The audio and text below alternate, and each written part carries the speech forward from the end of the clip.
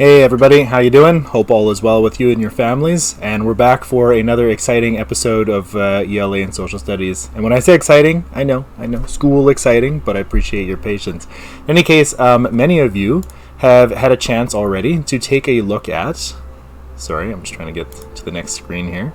Many of you had a chance to look at this Origin Stories assignment, and you've done a really good job because, just like I said in my explanation, both video and in the OneNote, some of the boxes are going to be a bit tough to fill in because the stories are only 1 page long, so they may not cover everything on the side over here. So you have to sort of either use a little bit of Google searching, which is like maybe a 5 to 10 minute search at most, and if you can't find it after that, don't worry about it and move on. Or you can also kind of read between the lines, use a little bit of inference to try and figure out what the answers to some of these might be. In any case, after you've finished those, you've gone down and looked at these questions. And one of the things that we're kind of looking at here is that each of these cultures tried their best to explain something that they may not have had the technology or or enough experience in terms of different worldviews to fully understand. And even the scientific view of the universe is incomplete because we just don't know.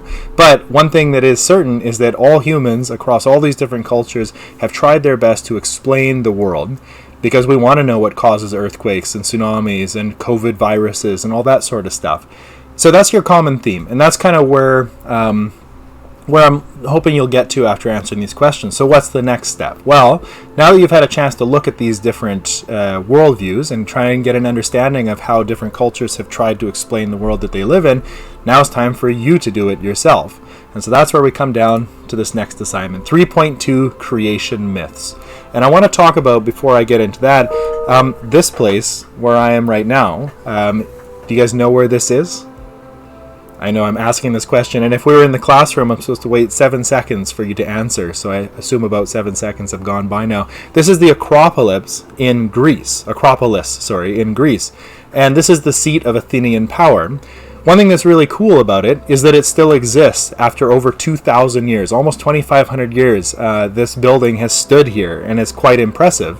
And that kind of tells you something, because more recently, maybe the Spartans have been a little bit more famous because of how good they were at war, and we're really interested in conflict and battle and all those sort of things because they're exciting. But if you go to visit Sparta nowadays, there's pretty much nothing there. It's an empty field. All that's left are our fictional understandings of them. Whereas Athens still stands. You can still go visit it. You can still walk in the footsteps of philosophers and other Greeks from thousands of years ago.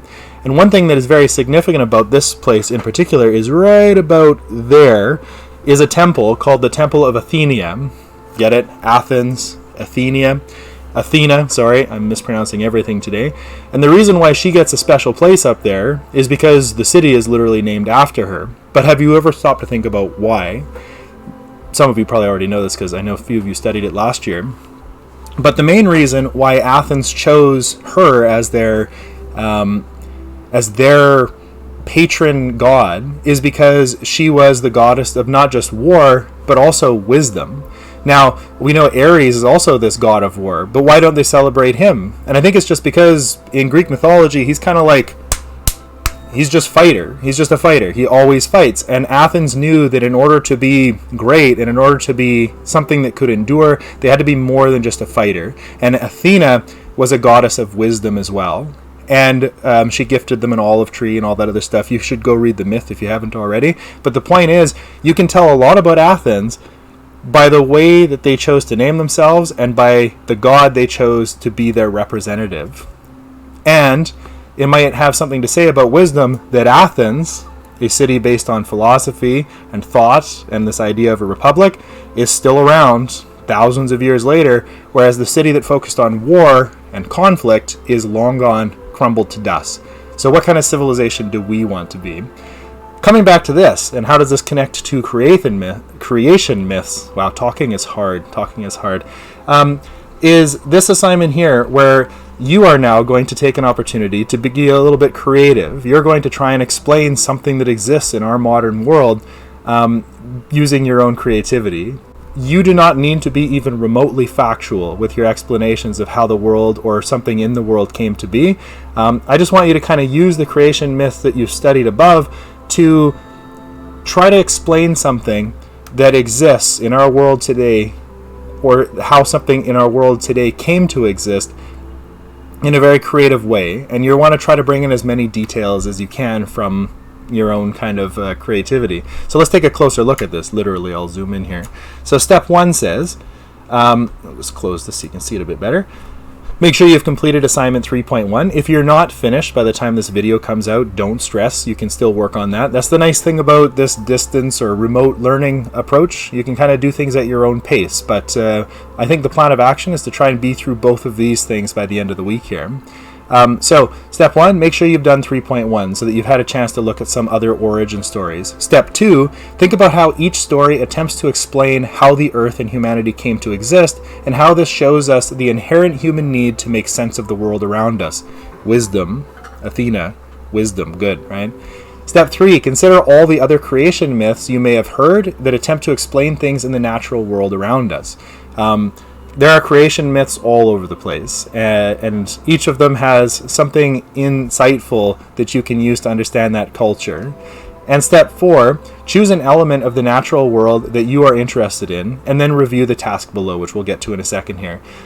This is an interesting situation here because I've said you can work on this individually or as a group.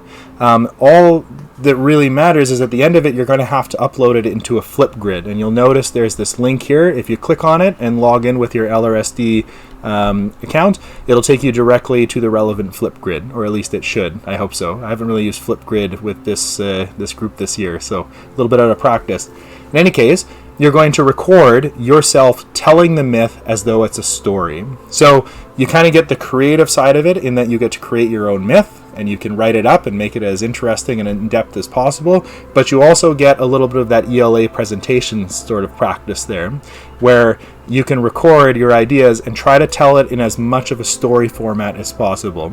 You don't need to do a green screen or anything like that, but maybe get the lighting just right. Make sure you're pacing yourself. Try to tell a story as though you were doing it around the campfire with marshmallows. Does that make sense?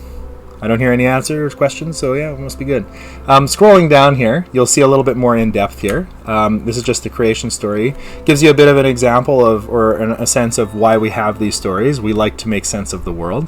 And then you creating your own. A possible thing you could talk about is maybe you can come up with your own story for how the Earth came to be. But it could also be maybe more current event-ish. You could say, this is the story of why COVID-19 came to be. And it doesn't have to actually have anything to do with how a virus actually works.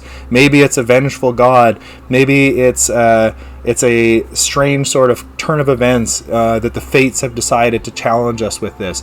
You can be completely creative, but the key to it, the content part of this, is how are you going to get all the details you have come up with in your story to line up.